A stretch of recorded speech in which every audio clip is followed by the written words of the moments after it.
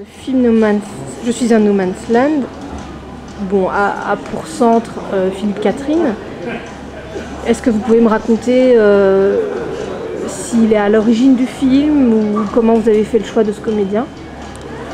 Il se trouve que je connais Philippe Catherine depuis un peu plus de 10 ans et qu'on s'est rencontrés à une époque, à la fin des années 90, parce que à l'époque, moi j'écrivais à la fois un peu encore sur le cinéma et sur la musique.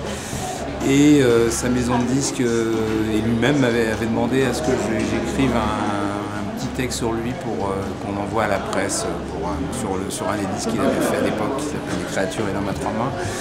Et on s'est rencontrés à cette occasion et en fait ça a été un peu un coup de foudre entre nous. C'est-à-dire qu'on finalement on s'est vus pour comme ça discuter de son disque et puis en fait on a passé beaucoup de temps ensemble. Et j'ai eu l'idée de lui proposer le rôle d'un film qui n'est pas celui-là, mais qui est un court-métrage que j'ai fait à l'époque.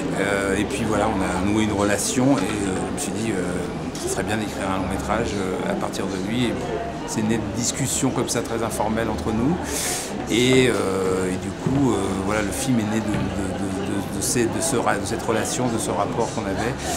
Et c'était clair que je ne pouvais pas faire ce film avec quelqu'un d'autre que lui. Voilà. Donc ça a été vraiment un film conçu, pas complètement avec lui, parce qu'après le scénario s'est écrit sans lui, mais en tout cas à partir de lui et à partir des discussions qu'on a eues et dans un rapport qui faisait que voilà, c'était lui et pas quelqu'un d'autre. Ouais. Moi je dois avouer que Philippe Catherine, bon, évidemment je connaissais. Le chanteur m'agaçait plus qu'autre chose, mais je ne le connaissais pas plus que ça. Et en le voyant dans ce film, j'ai vraiment trouvé très attachant, j'ai vraiment accroché. Donc je suis de plus en plus persuadée que le regard que le réalisateur pose sur son comédien est essentiel. Donc il y avait forcément une alchimie entre vous. Est-ce que vous pouvez me parler de la manière dont vous avez dirigé Philippe Catherine et les autres comédiens? Parce qu'on n'est pas dans un film naturaliste du tout, donc la direction d'acteur forcément a dû aussi être particulière. C'est-à-dire que Philippe Catherine est un personnage plus complexe et plus contradictoire qu'il pourrait en avoir l'air.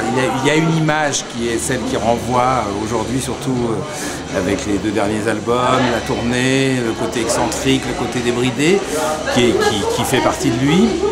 Mais je connais d'autres aspects de sa personnalité. En fait, on a une relation qui est assez amicale et donc, effectivement, cette relation donne, je pense, a nourri notre relation de travail aussi, évidemment. Parce que voilà, je savais qu'il pouvait donner autre chose que ce qu'il donne à son public, qui est tout à fait... que moi j'aime aussi, mais avec autre chose. En fait, c'est un personnage assez multiforme et assez complexe, quoi.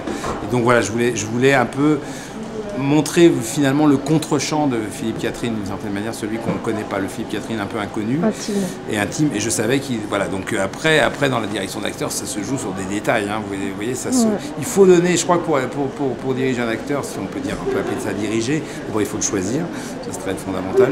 Et ensuite il faut je suis pas le premier à le dire, il faut donner la direction du personnage, donner la direction du film, sentir dans quel film on est et quel est le personnage. Et après, ça se joue sur des choses extrêmement concrètes, que ce soit pour... Alors c'est intéressant pour Jackie Berroyer, par exemple, qui n'est pas habitué à jouer un rôle aussi dramatique qu'il ne le joue dans ce film. Oui, d'ailleurs c'est étonnant parce qu'ils se ressemblent vachement tous les deux. Oui, alors qu'a priori, quand j'ai choisi Jackie Berroyer pour jouer le père de Philippe Catherine, je pensais qu'ils ne se ressemblaient pas tellement.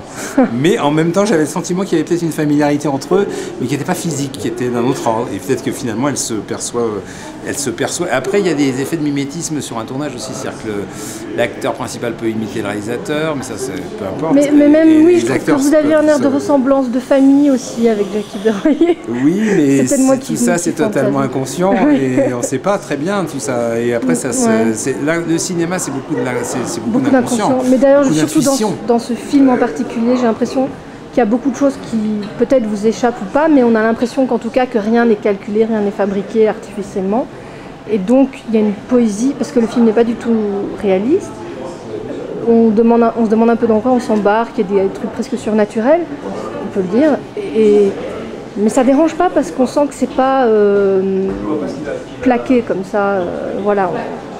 Oui, comme c'est une fable ou un conte, effectivement, on part dans des directions qui ne sont pas réalistes et après il faut atterrir, je dirais quand même, parce qu'à un moment donné, le film est dans une certaine direction, après il faut atterrir quand même dans cet espace réel, qui est en même temps un espace imaginaire. Voilà, en même temps on est dans une ferme, on a les pieds dans la terre, c'est très ancré dans la terre, avec Julie Depardieu aussi. Tout à fait. Non mais c'est ce mélange, je pense, de choses très très concrètes et de choses beaucoup plus imaginaires, qui relèvent d'un registre effectivement plus du conte ou du merveilleux, ou en tout cas d'une forme je sais pas si ça ne veut pas dire de surréalisme, enfin en tout cas de choses imaginaires. C'est ça que j'aime bien, je pense, dans le film, c'est que finalement c'est un mélange de choses très concrètes, de choses qui ne sont pas du tout concrètes, quoi. Et alors, bon, quand on apprend comment écrire un scénario, on dit toujours trouver votre moteur, qu'est-ce que vous voulez raconter, il faut une structure, un objectif, des obstacles, etc. Dans ce film, tout est un petit peu décalé par rapport à ça. Qu'est-ce qui a été, finalement, qu'est-ce que vous avez voulu raconter? Parce qu'en effet, c'est pas qu'une comédie, on sent qu'il y a quelque chose de plus chargé, un rapport avec la mer, etc. Qu'est-ce qui vous a porté pour construire cette histoire?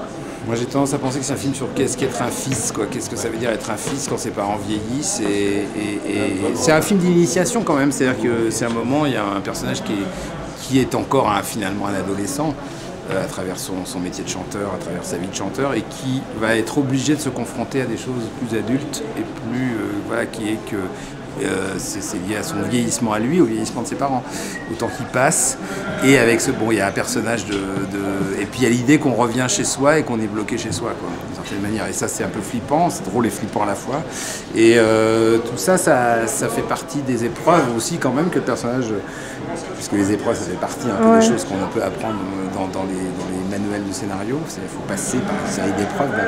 Il y a un côté un peu, comme c'est un conte, il y avait une fille qui avait vu le film en cours de montage que je connaissais et qui trouvait que il y avait un côté un peu médiéval dans le film.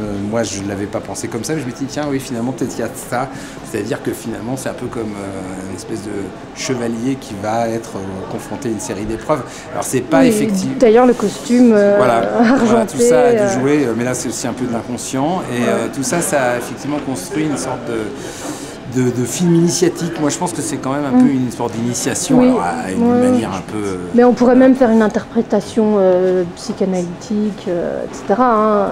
Après, on fait beaucoup avec les contes d'ailleurs. Le spectateur peut interpréter un film, c'est un espace de projection, c'est-à-dire qu'on peut projeter ce qu'on a envie de projeter. Il y a des films où on peut projeter plus que d'autres. Moi j'aime pas tellement les films où le metteur en scène, le réalisateur vous dit voilà c'est ça et pas autre chose. Moi je pense qu'une image ça a plusieurs sens, et un film ça peut avoir plusieurs sens, en tout cas il y a des jeux, évidemment on raconte pas n'importe quoi, mais il y a un jeu à l'intérieur de ça, et voilà, le film est un peu nourri de ça aussi, avec une part d'intuition, une part d'inconscient, oui bien sûr.